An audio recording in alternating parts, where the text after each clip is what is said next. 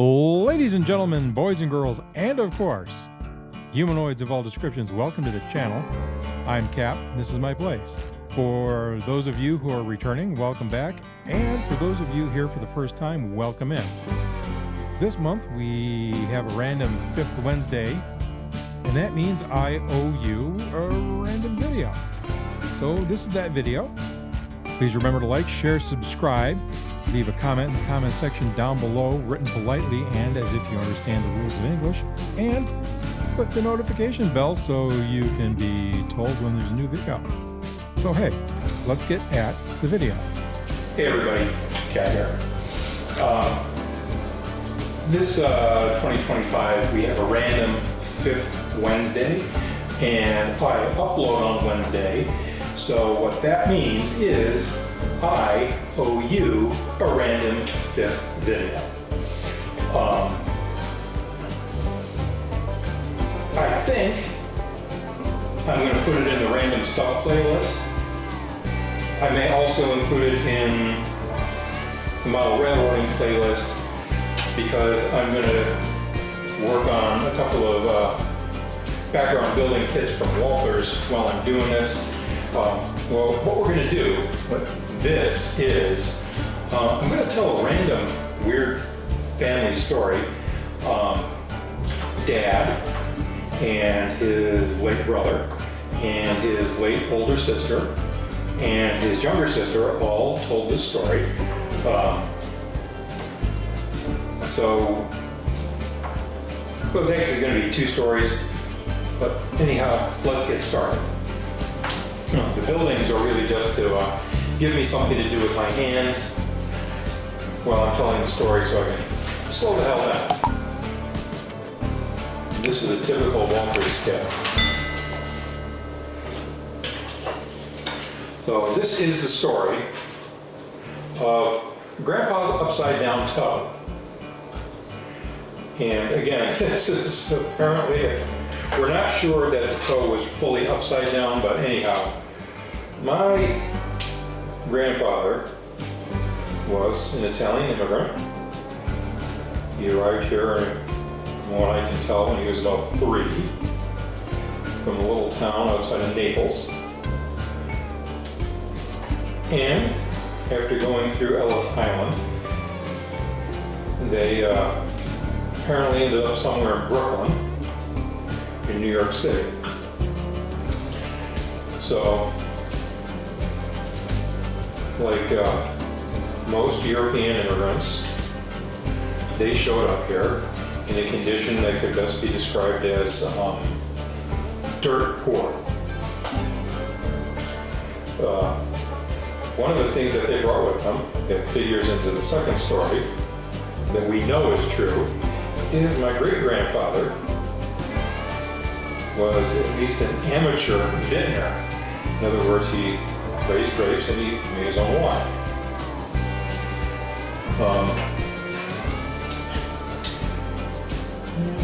Yeah, those gates are a little nasty. So, just like you see in period movies and photos, they used to play stickball in the street. They didn't have baseball equipment. They certainly didn't have a diamond going on. So here's these little immigrant kids playing baseball and stickball, running around in the street. And one of the things you have to understand was that although shoes were available, proper shoes, regular shoes like we think of, that was something for the few people who were in the middle class or in the upper class. If you were poor, what you got was a set of boots in the fall.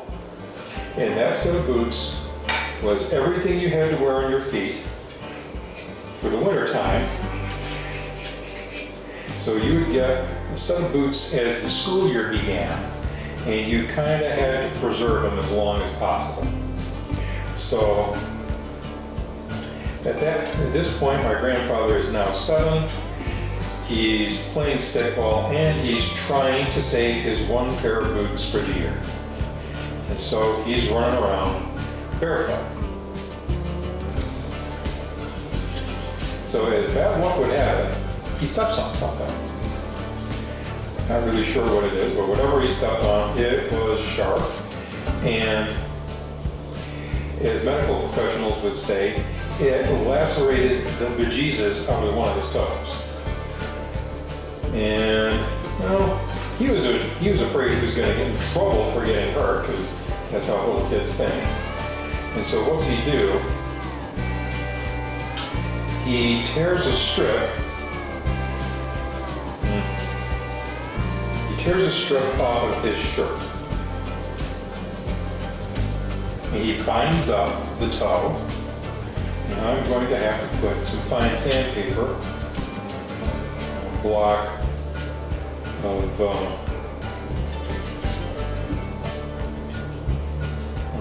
plywood, smooth those out. And he hides this from my great-grandmother for, according to Dad and his brother and sisters, several weeks.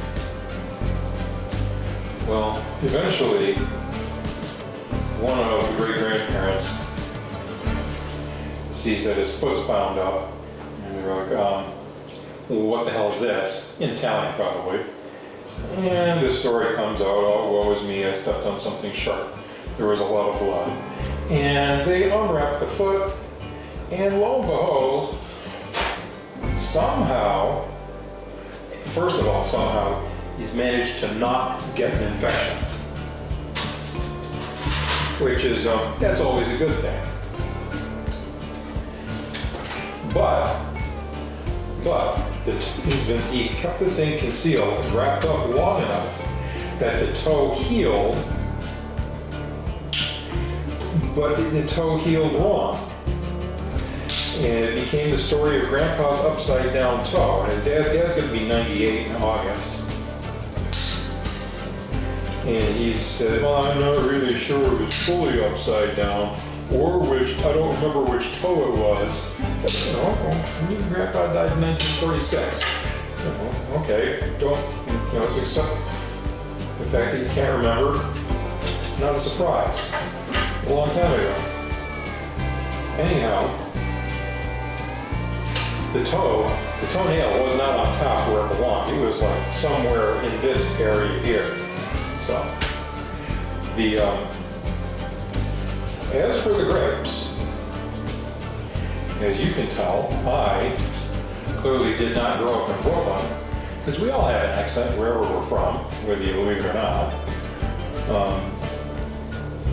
So my grandparents married as teens, because that's what you did back then. And they had a child, my dad's oldest sister, there in Brooklyn. And then the guy who owned the factory where my grandfather worked said, hey, I want you to go to such and such, practically at the other end of the state, and we're going to start up another factory, and I need you to go help set it up. And my grandfather was one of these guys who could look at a piece of equipment and, without having a formal education on the matter, just kind of understood how the parts related to each other. My grandmother, of course, didn't want to go, because she legitimately thought that there was nothing west of the Hudson River other than Indians and teepees. I don't want my children growing up in a tent. But, the dude who owned the factory came out and talked my teenage grandmother into moving. Evidently, he told her if she didn't like it there, once the factory was up and running, he'd pay, not only would he pay for them to move, but he'd bring them back too. So she agrees, and they moved. Well, when they moved, as I said, my great-grandfather had brought a great cutting with him, from Italy, somehow got it through customs. Who knows? Who the hell knows how that happened? Like the way these gates are, they're not very smooth. But anyhow, my grandfather takes a cutting off the cutting because it's been, in place in Brooklyn now for, at that point, 17 years, close to it. And they move and he plants the grapes. They get a house. He plants his grape cutting and he gets the roots established and all that. No, that's the roof and the loading dock and all that. That side.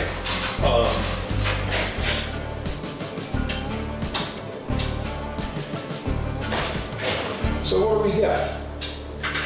Well,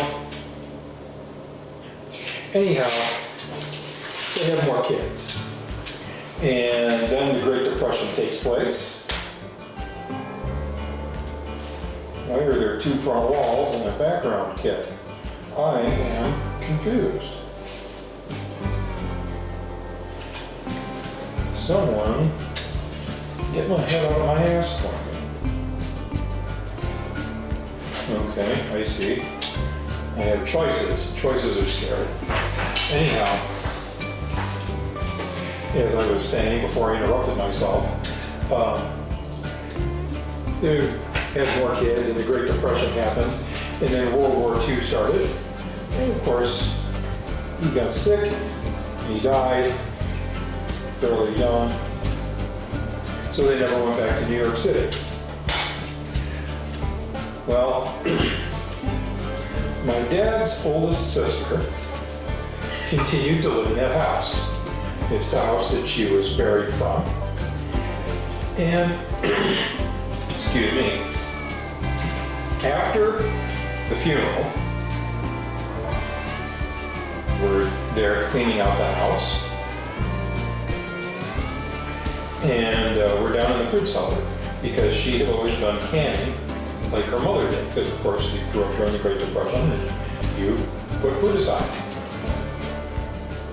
So the adults had, I think I was already in the Army, so I was 17 at least. And the adults had cleared out the fruit cellar, and it's not bad.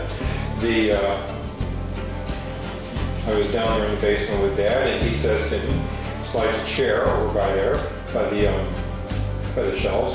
He says, get up on the chair and make sure there's nothing on top of the shelves.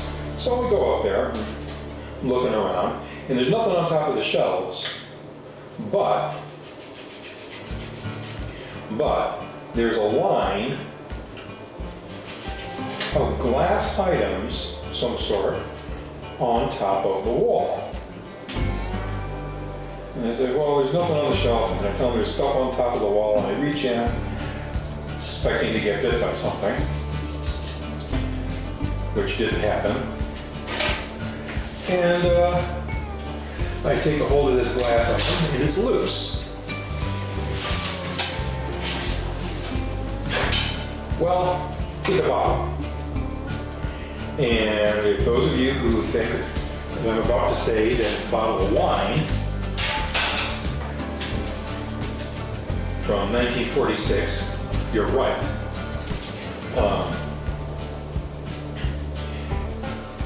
It was,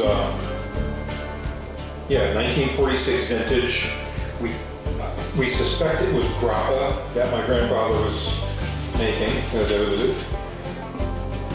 a very sweet dessert wine.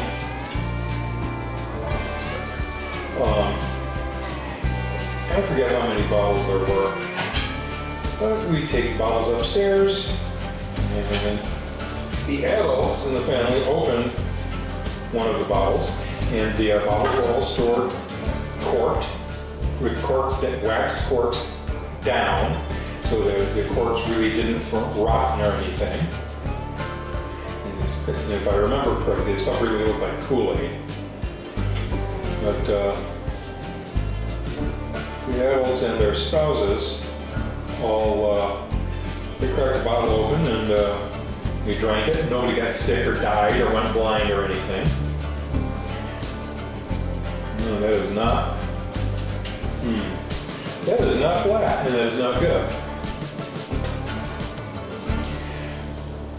So, the other thing relating to those grapes, obviously when my grandfather died, I don't know if you know this, you have to prune grapes, kind of like rose bushes every fall.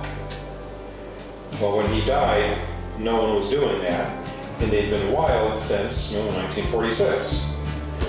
And if you just let grapevines go like that, you stop getting grapes. So because my aunt who lived in the house she was a special ed teacher, she had found a book on how to, come on, that's a little better, on how to trim grapes, or how to trim grapevines. And so, okay,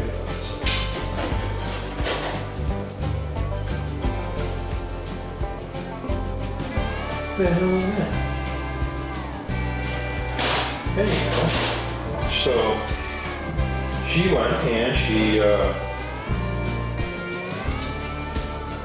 trimmed off these grapes, pruned them right back, kind of like you do a rose bush. And the first year she didn't get anything, didn't get any grapes, but apparently there was, as expected. The second year though, that's when she started getting grapes. Like I said, they were these nice big fat grapes. They were real sweet.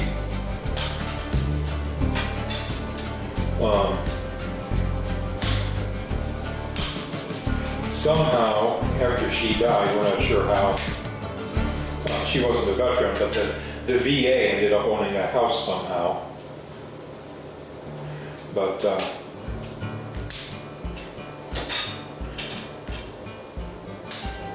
years later, I'm working in the jail, and I'd taken a shot at day shift for a while. And I'm walking along, going off shift, and the evening watch guys are coming in, and all of a sudden I hear behind me, "Cabby! Hey, Cabby!" And I turn, like, I bought your grandparents' house. What? Well, it turns out, if you've ever seen the deed for a house, it'll tell you the name of every person who's ever owned the house. So this dude I worked with was buying a house local to the jail, and it turned out that he bought my grandparents' house. So I said, well, I got a couple of questions, and the answers might really tick you off. Okay. Well, first of all, are the grapes still next to the garage? He looked at me, "What grapes? What are you talking about grapes?" And so I told him about the grapes. He said, no, some idiot ripped the grapes out, didn't know what they were looking at. The next question I asked him, upstairs, there was one bathroom in that house. Upstairs in the bathroom, the tub was a cast iron and porcelain clawfoot tub. The kind of thing that these days people pay a ton of money for. So I asked him, "Hey, is the clawfoot tub still in the bathroom?" "No." Some idiot, when they redid the bathroom, some idiot probably went in there with an angle grinder with a cutoff disc in it and cut the thing in half, or quartered it and chucked it out the window. Gone. Foolish. Stupid. But anyhow, It's the story of Grandpa's upside down toe. And I did not get anywhere near as far through this building as I thought I would, but that's okay. Anyhow, new videos every Wednesday, as you may be aware at this point, or on Mondays or Fridays. It is otherwise, this weird stuff pops into my otherwise still mostly empty head. Thanks for watching, and we'll see you guys next week. Bye-bye.